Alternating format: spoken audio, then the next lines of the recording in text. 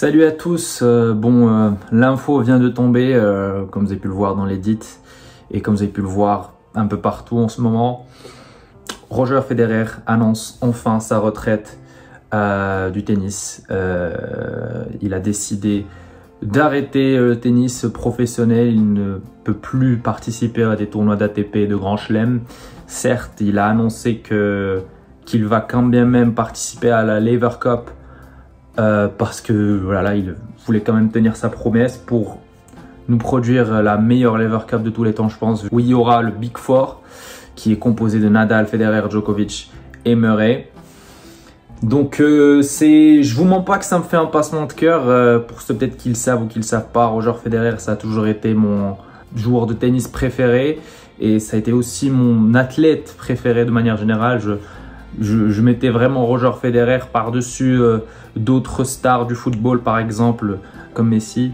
Federer, pour moi, c'était le meilleur athlète de tous les temps, puisque c'est le joueur que j'ai le plus adoré, que j'ai le plus aimé, de par sa personnalité, son style de jeu, son élégance, sa classe, tout y allait. Et je crois que je suis pas le seul.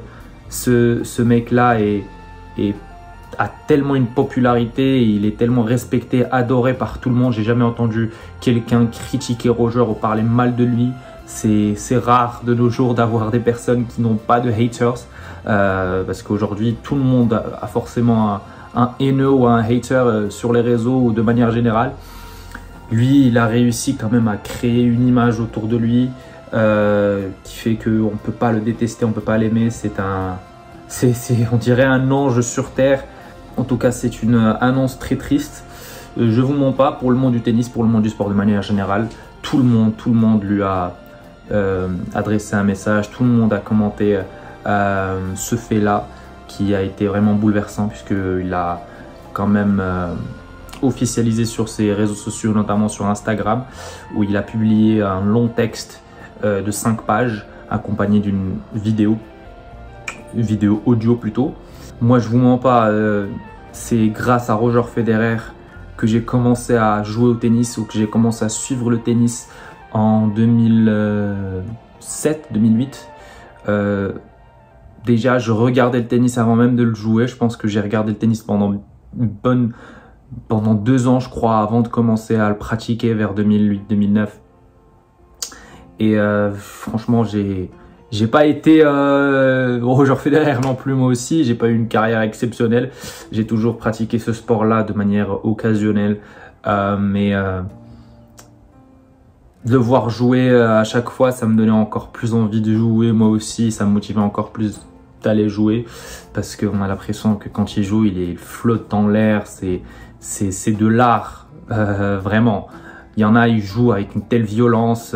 Il y en a qui jouent avec trop de frustration, il y en a qui s'énervent trop, mais lui, on a l'impression que c'est facile pour lui, qu'il s'amuse sur le court à chaque fois qu'il joue, et franchement, c'est sans parler de ses records qui ont été quand même battus par Nadal et Djokovic, mais ça reste le joueur qui a remporté le plus de tournois simples.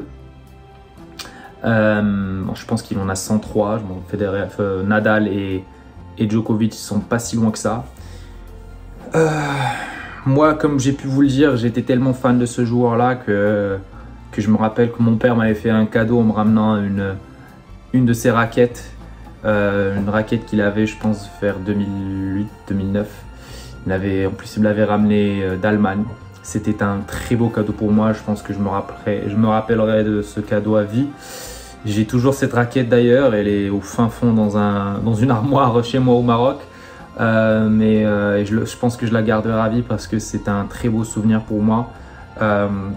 Et c'est quelque chose qu'on garde à vie, tout simplement. D'ailleurs, cette décision-là de Roger Federer, je pense qu'elle est un peu à contre-cœur, puisque de base, lui, il avait annoncé qu'il allait quand même revenir sur circuit, jouer la Laver Cup, puis après le tournoi de Bâle, qui se déroule chez lui, en Suisse. Et je pense que moi, personnellement, il n'avait rien annoncé après, il n'avait pas annoncé s'il allait jouer d'autres tournois. Donc naturellement, je me suis dit qu'il va vouloir annoncer sa retraite du tennis lors de ce tournoi-là qui se déroule chez lui pour clôturer ce chapitre-là, comme ce qu'a fait Serena Williams lors de l'US Open, comme ce qu'a fait Joe-Wilfried Tsonga à Roland Garros récemment aussi, Gilles Simon pareil. Enfin, je crois Gilles Simon n'a pas vraiment pris sa retraite. C'était juste son dernier Roland Garros. Mais en tout cas, Joe-Wilfried Tsonga, lui, il a pris sa retraite. Williams aussi, il a pris sa retraite. Et donc, justement, Roger, il voulait clôturer ce chapitre-là chez lui à Bâle, là où tout a commencé pour lui, où il avait commencé en tant que ramasseur de balles dans ce tournoi-là, lorsqu'il avait, je sais pas moi, 11 ans, 12 ans, je me rappelle pas. Mais il était vraiment très jeune. Et il voulait quand même que ça soit magique, que ça soit parfait, mais je pense que là, c'est très sérieux ce qui lui arrive et que la santé passe avant tout et qu'il préfère, comme j'ai pu le dire, participer seulement à la Laver Cup. Donc du coup, cette décision-là est due au fait que récemment, quelques jours avant, j'avais vu des infos qui circulaient comme quoi son genou n'a pas vraiment bien récupéré et qu'il ne peut plus vraiment atteindre le haut niveau comme il le souhaite. Donc c'est pour ça qu'il a juste décidé de participer à la Laver Cup, qui est une coupe qui se joue en équipe. Donc forcément il va peut-être jouer les doubles ou pas, on ne sait pas ce qui va se passer, mais en tout cas il sera présent.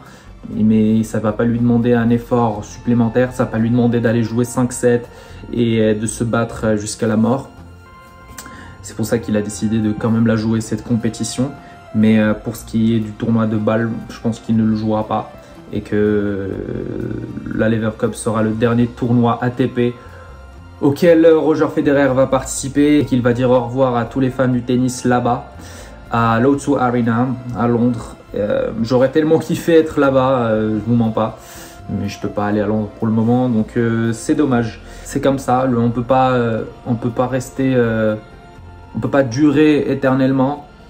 Certes, le gars, il a plus de 20 ans de carrière, je crois 23 ou 24 ans, vu que, bon, en 2022, il n'a pas joué.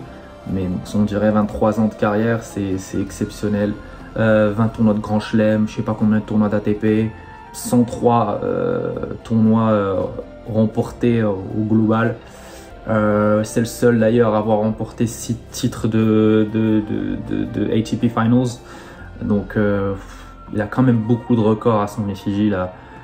Et il a quand même réinventé ce sport et l'a rendu beaucoup plus populaire et beaucoup plus beau à regarder.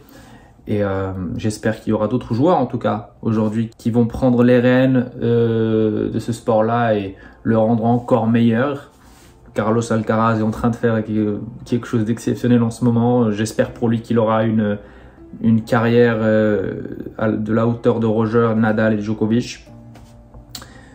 Donc les gars, c'est tout. C'était juste une vidéo un peu émotive. Ça change un petit peu des vidéos de base. On a tous vu cette info-là et je voulais quand même faire cette vidéo-là en l'honneur de Roger Federer. On dirait que je la fais comme si c'était mon poteau, mais voilà, c'est spécial pour moi parce que c'est grâce à lui que j'ai kiffé le tennis. Et ma première raquette, c'était une Wilson. Et c'est tout les gars, c'est tout. Comme d'habitude, n'hésitez pas à vous abonner, à liker cette vidéo, à commenter, me dire ce que vous aimez chez Roger, etc. Même si on est tous d'accord qu'on aime tous la même chose chez lui, on aime tous son jeu, son élégance, sa classe, sa personnalité aussi, sa sagesse, son humilité. Bref, la liste est longue les gars, faites-vous plaisir si vous voulez sur les commentaires, ça me ferait plaisir aussi. Et ça ferait remonter la vidéo de mon référencement. Et nous, on se retrouvera donc pour une prochaine vidéo les gars. Ciao, ciao.